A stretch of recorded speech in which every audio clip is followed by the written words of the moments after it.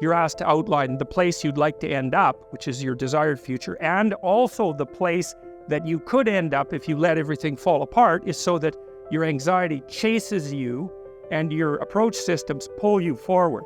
You're maximally motivated then. And it's important because otherwise you can be afraid of pursuing the things that you want to pursue, right? And that's very common. And so then the fear inhibits you as the promise pulls you forward, but it makes you weak because you're afraid. You want to get your fear behind you, pushing you. And so what you want to be is more afraid of not pursuing your goals than you are of pursuing them. It's very, very helpful. And lots of times in life, and this is something really worth knowing, and this is one of the advantages to being an autonomous adult, is you don't get to pick the best thing. You get to pick your poison. You have two bad choices, and you get to pick which one you're willing to suffer through. And every choice has a bit of that element in it. And so if you know that, it's really freeing, because otherwise you torture yourself by thinking, well, maybe there's a good solution to this, compared to the bad solution. It's like, no, sometimes there's just risky solution 1 and risky solution 2. And sometimes both of them are really bad, but you at least get to pick which one you're willing to suffer through. And that actually makes quite a bit of difference, because you're also facing it voluntarily then, instead of it chasing you. And that is an entirely different psychophysiological response.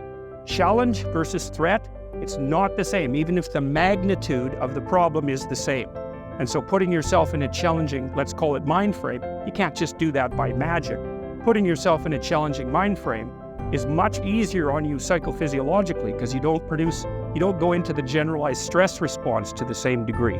And you're activating your exploratory and seeking systems, which are dopaminergically mediated and that involve positive emotion. So if you can face something voluntarily rather than having it chase you, it's way better for you psychophysiologically. So that's partly why, it's worthwhile to go find the dragon in its lair instead of waiting for it to come and eat you. So, and especially when you also add the idea that if you go find the dragon in its lair, you might find it when it's a baby instead of a full-fledged bloody monster that is definitely going to take you down. You got to know that there are differences in intelligence. It's really important. If you go into a job and you're not smart enough for that job, you're going to have one bloody miserable time. And you're going to make life wretched for the people around you, because you won't be able to handle the position. And as you climb hierarchies of competence, the demand on fluid intelligence increases. And so, unless you want to fail, you don't put yourself in over your head. Well, what's over your head? Well, that's a tricky thing to figure out. You have to figure that out with intelligence, you have to figure it out with conscientiousness, you have to figure it out with creativity, you have to figure out with stress tolerance, with agreeableness, because you want to go into a cooperative environment and not a competitive one if you're agreeable. And with neuroticism, you probably want to keep the stress level of your job relatively low, because those are all places that you can break down. And most people have at least one significant weakness in their intelligence personality makeup, and you got to be careful not to place yourself in a position where that's going to be a fatal flaw. But what you really want to do, as far as I can tell, if you want to maximize your chances for both success and let's say well-being, is you want to find a strata of occupation in which you would have an intelligence that would put you in the upper quartile. That's perfect. Then you're a big fish in a small pond. And you don't want to be the stupidest guy in the room. It's a bloody rough place to be. So, and you probably don't want to be the smartest guy in the room either, because what that probably means is you should be in a different room, right? You should look at a place where if you're right at the top, you've mastered it. It's time to go somewhere where you're a little lower so that you've got something to climb up for.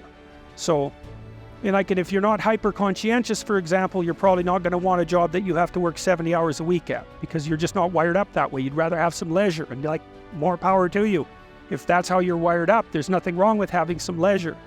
But if you're someone who can't stand sitting around doing nothing ever, then maybe you can go into a job that's going to require you to work 75 hours a week. And almost all jobs that are at the top of complex dominance hierarchies require very high intelligence and insane levels of conscientiousness, as well, generally speaking, as pretty damn high levels of stress tolerance, because that can knock you out too, because there's going to be sharp fluctuations in your career, generally speaking, at the higher levels of a structure, and you have to make very complicated decisions, often with very short time horizons. So you have to decide if that's what you want.